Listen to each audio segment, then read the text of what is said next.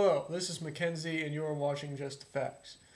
I am reporting now on jobs and education in Virginia because while I wanted to report on the House contestants, when I tried to do the research for it, I came across the fact that you just can't research all of the contestants in a complete and concise manner before doomsday. So what I'm going to do is I'm going to report on jobs and education, a few of the things that affect Virginians, and I will provide links to where you can research your district, and that should take less time. The first thing that Virginians would want to note is that unemployment in Virginia is actually below the national average. It is 7%. And it has risen. Employment has risen, not unemployment. Employment has risen from November to December of 2009. That's the first thing. Also, the average hours worked and the hourly wages on average have increased across the state. But there are a few notable exceptions, mostly to the west and south of Richmond, but there is also Virginia Beach and one other place, Winchester, which is right outside D.C. So,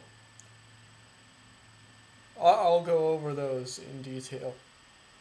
Blacksburg and that area around Blacksburg, including Radford and whatnot, have seen a decrease in the weekly hours and the average earnings. Charlottesville also has seen a decrease in both the hours and the hourly earnings.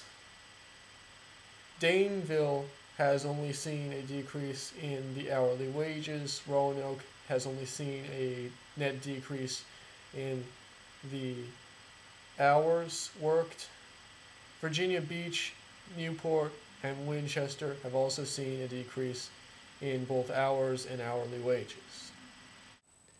In summary, while there have been certain losses in some areas, the job outlook in Virginia is mostly gainful.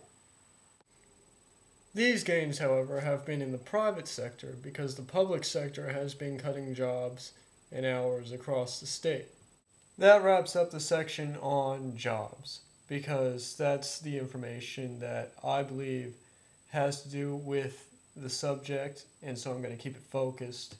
I'm going to move on to the next thing, which is education. So there are a few things to note on education. For one, in accordance with a new education initiative set out by the president, Virginia has been working to improve its school systems, and in addition to the regular setting up of charters and all the things that have been in the news. In fact, here I'll be making note of some of the news that has come out of the Board of Education for Virginia. A school now has certain standards of performance for what it can consider passing and failing grades. For most subjects, this is a 70% and includes grades 3 through 12. However, English is slightly different in that it is a 75% to pass. Again, starting at grade 3. Now you might be wondering, what happens if a school near me, my school, my kid's school, my cousin's school is failing? Well, a school can be failing for up to 3 years before it has to be remediated. And then remediation will mean that it will have to perform certain tasks that have been proven to remediate schools in the past. And if it is failing in math and or English, then it will have to undergo this remediation under certain more stringent supervision. This basically means that somebody will have to be sent in from the school board to oversee the remediation personally. In addition to the general school standards, also graduation rates are seen as pretty important when it comes to determining if a school is up to snuff. And so for the state of Virginia, I have listed a number of demographics and the graduation rates corresponding to them. Please note that these are high school graduation rates. For anyone who thinks otherwise, no, they are high school graduation rates. 85.5% of Virginians graduate high school. Of those, 88.1% of females graduate, 82.9% of males graduate.